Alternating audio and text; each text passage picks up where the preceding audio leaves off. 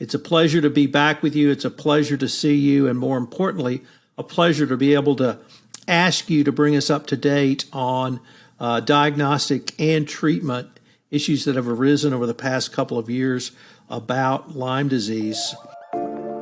Have you, a loved one, or a friend been affected with Lyme disease? There are many different ways to go about diagnosing and treating Lyme incorrectly, and very few ways to do it right. In this special podcast series, Scott Endicott, Dr. Ben Locwin, and Tom Fox uncover the shortcomings in the current standards and practices and open up a dialogue about how we can better help patients with this disease. Hello, everyone. This is Tom Fox, back for our Capstone episode not Keystone, Capstone episode of Understanding Lyme Disease. I'm thrilled to have Dr. Ben Locwin and Scott Endicott back. We actually haven't been together now for nearly a couple of years.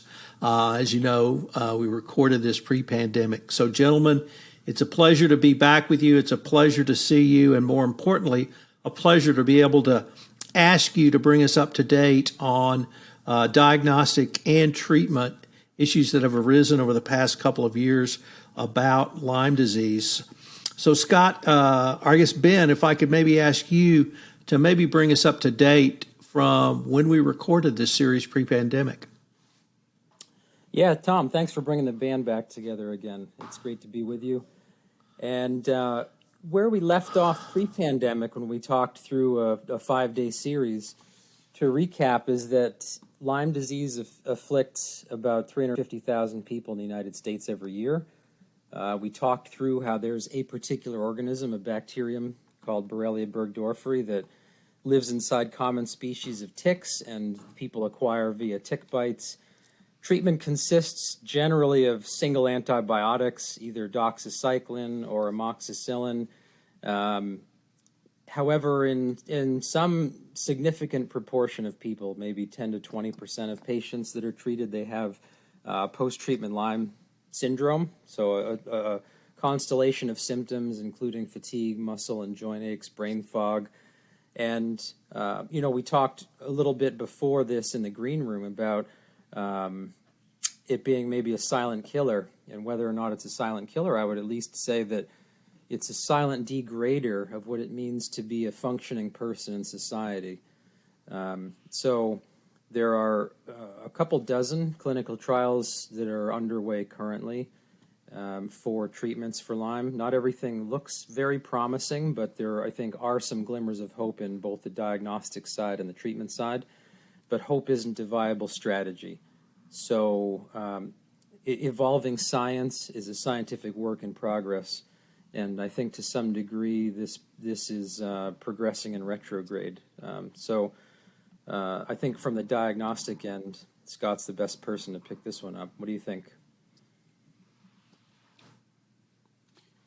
I can, I love to talk about diagnostics, and obviously, biomarkers are the fundamental keystones, to borrow Tom's word from earlier, to really any new drug candidates, right? Being able to advance the drug and therapeutic world is completely dependent upon, developing biomarkers that enable clinicians, diagnosticians to accurately diagnose. And as we all know, that the big issue, one of the big bugaboos in the Lyme community, and frankly just in the general infectious disease community, has been moving beyond the ELISA biomarker descriptors that are looking for certain aspects, but looking to broaden that with the advent of a lot of genetic medicines, genomics, RNA, DNA science is happening. And so on the exciting news front, since we gathered in December of 2019 last, and really sort of laid out what we saw as the path as it has existed, there's a lot of change that's come, and change is a good thing in this case. One in particular, a company that I've actually worked with personally, full disclosure, Flight Path Biosciences, is working right now on a transcriptome-based signature that they're able to develop through a diagnostic study that was done, colorectal diagnostic study, that goes back and looks at the microbiome again, which, as many of you who are in the Lyme community know, the microbiome has long been a target for how to understand and address some of the basic health issues that were addressed through materialized through chronicity. And so a lot of those chronic diseases, there was always a belief, well, there's now actually science coming that's beginning to look at how the microbiome looks in chronic patients versus healthy patients, which was the study that FlightPath just ran. They're in the process of evaluating the RNA, DNA aspects of that, the transcriptomics and genomics, to really identify and build a biomarker model that moves them further down the road to either a targeted antibiotic candidate, which they have, they call FP100. That's an early stage. I want to be clear; these are early stage, potential therapies that they have been working with in a number of different programs. So a lot happening in that sector.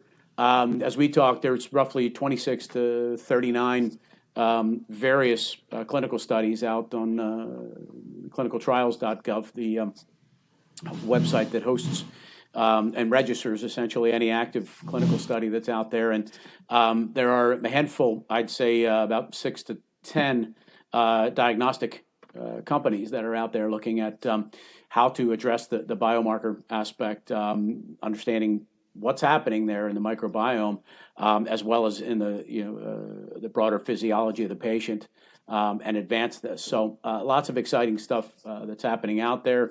As I said, FlightPath Biosciences is pushing the envelope and actually seeing some early stage success and good news. So given where we were even just two years ago with no candidates, I think there's a lot of good happening on that front. Yeah, that's a good point. I agree. I think both from the treatment angle and the improvement in the approach in diagnostics, I believe that improved diagnostics are a source from which useful consequences will be drawn. And I think that the useful consequences of better diagnoses are to identify unmet patient populations of Lyme and other diseases. And this should propel us toward better solutions vis-a-vis better medicinal treatments. So, in the last series of podcasts, we shined a bright light on treatment inadequacies. And I kind of think it would be a crime to not address it with, current models of thinking as Scott's gone into. And, as far as the what's next in the medical therapies, I think that the horizon offers some bright rays of light.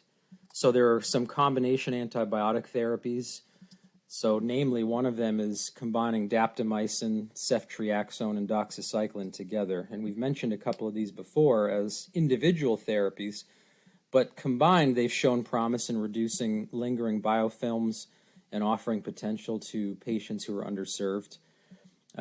This is based on just a pre-pandemic study that was done on a slow-growing variant form of Lyme. And the idea is that these people who have persister syndrome, so they continue to have persistent unmet medical need, take this 3 antibiotic cocktail, daptomycin, again, doxycycline, ceftriaxone, and together in mouse models in the trials, it cleared the Lyme infection. And there's also a new candidate molecule, which is an antibiotic called azlocillin, related derivatively to penicillin. It came on the horizon last year as a potential candidate, and they did this, what's called molecular screening, where there were 8,000 competitor compounds. And out of these 8,000-ish molecules, this one turned out to be the most efficacious and also have the best safety profile. And it's been trialed in animal models, given at 7-day, 14-day, and 21-day intervals. So that's for the treatment. And then, as we said before, prevention beats treatment almost every time. Or, frankly, I'll say every time. I'll go out on that limb. So Lyme vaccines still exist in the form of a few examples that are in the discovery process. There was a Lyme vaccine about 2 decades ago that was pulled from market, but there's one candidate in particular in small clinical trials, and that one's being produced by Pfizer. It's an investigational multivalent protein subunit vaccine, and basically, for those listeners, similar to how the COVID-19 vaccines work, this one focuses on what's called protein A. It's this dominant surface protein expressed by the bacteria when it's present in a tick. So this vaccine is codenamed VLA15, and it's been given to 246 adults. So that age range was 18 to 65.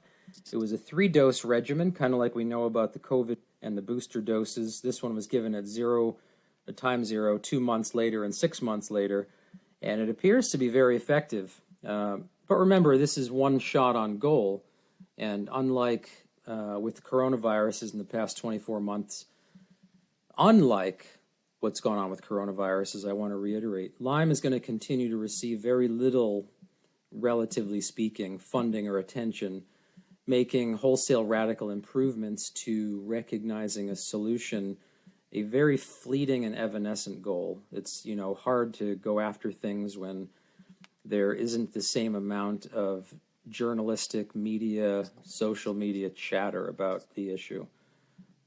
So I'll park it there for a minute.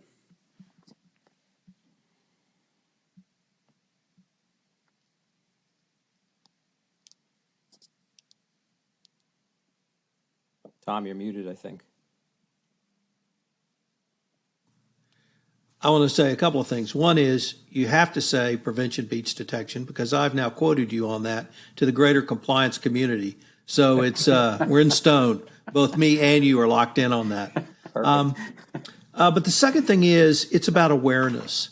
And Scott, I think you spoke quite eloquently in our original 5-part series about your own journey, your own struggles, and how you had to educate in many ways the people around you, including treating physicians and other healthcare providers who are trying to help you. Since we recorded this, I've become much more aware, but there have been several books on this topic by prominent people. The most recent, Ross Douthat,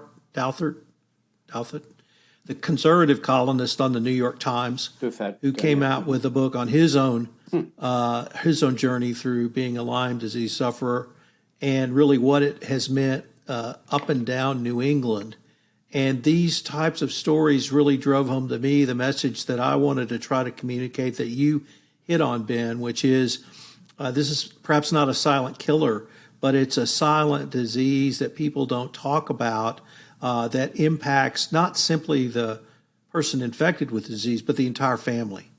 And that awareness, even if it's, I don't want to say coming out or coming out of the shadows, but the greater awareness we have, hopefully the greater information will be available. And also it will lead to perhaps a greater urgency to try to move forward with some of the both diagnostic and treatments that you both have talked about. But as we wrap up this Capstone episode, I was wondering if each one of you might give a few thoughts about what this series has meant to you, and where you might see, if we came back together in a couple of years, where you would hope we might be. So, Scott, can I maybe start with you? Sure.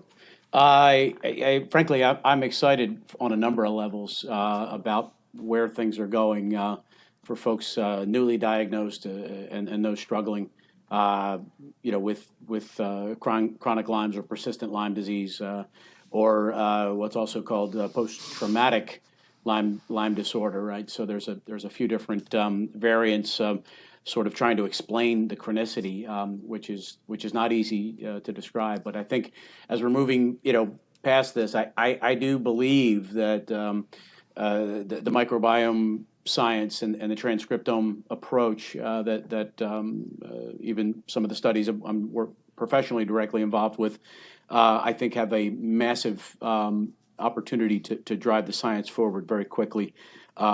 As we've talked about, even just getting better at diagnosing accurately and bringing, more of an organized provider-based model for, protocols that advance beyond just, 2 weeks of doxycycline, as has been standard, as Ben was speaking about, with the tripartite model with antibiotics care.